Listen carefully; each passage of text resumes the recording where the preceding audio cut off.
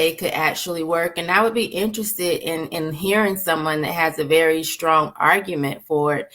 But I think when you want to actually do something or kill somebody, you're going to get your hands on the weapon and actually do it. That's one of the reasons I feel like he went to a grocery store.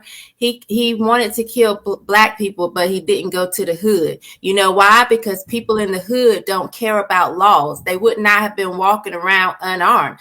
He would have gotten shot a lot faster if he would have tried to roll up in a hood or a black neighborhood with such type of foolishness. So I think that it doesn't really matter. People that want to get access to guns will get access to guns. And he did.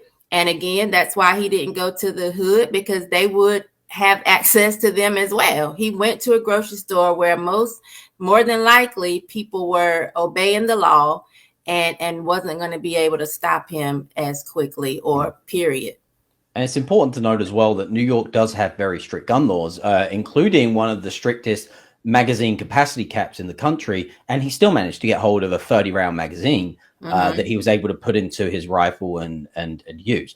So that kind of does actually kind of segue nicely into the next question of, are those gun laws too tough? And had New York had laxer gun laws, I was just down in Texas with my guns and was walking around concealed carrying the entire time. I saw a number of people that were open carrying. I'm sure there were many more concealed carrying where I was at the time. Had there been more, obviously I'm aware that the security guard did shoot back at him. He had a tactical vest on, which seemed to absorb the bullet. But had there been more people that had maybe had access, do you think that these stricter gun laws actually put them on put these guys at a disadvantage?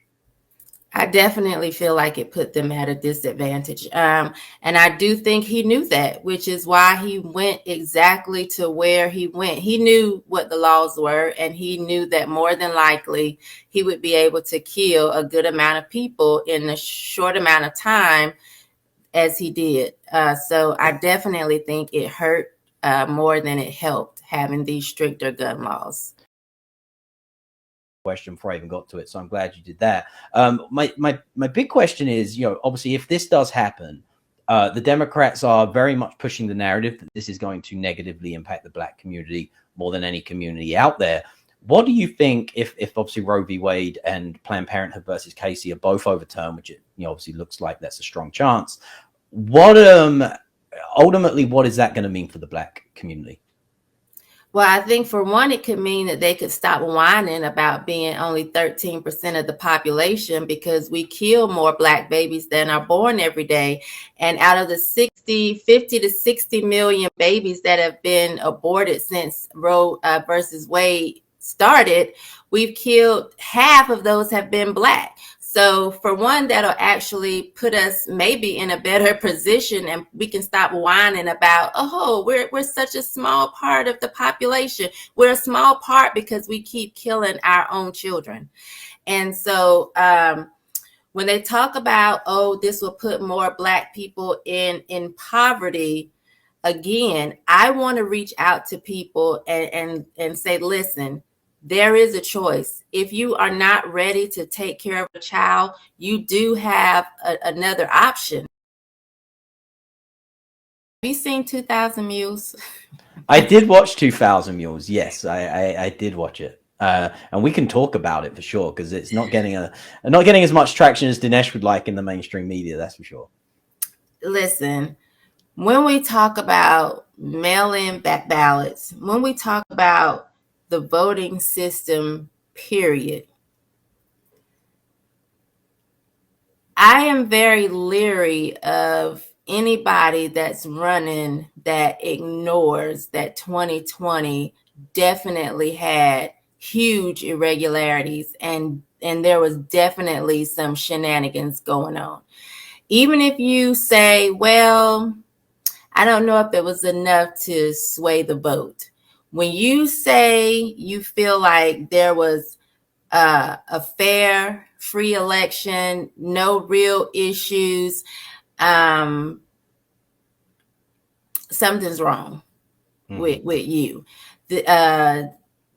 some people are too chicken to say the election was stolen or, whatever. I know we're on YouTube and how they feel about that type of stuff.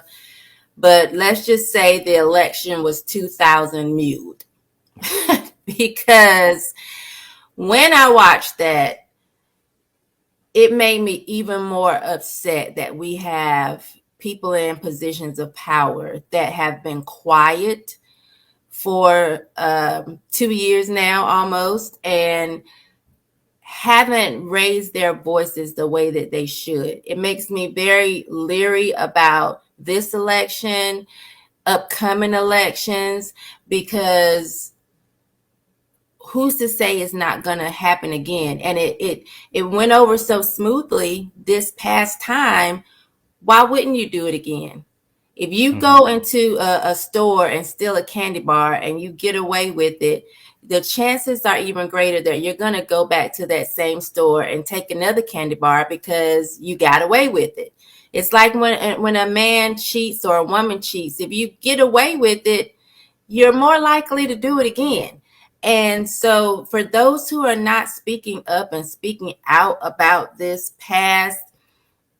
2000 mules, it just makes me really question them as people and as people who should be in positions of leadership and power.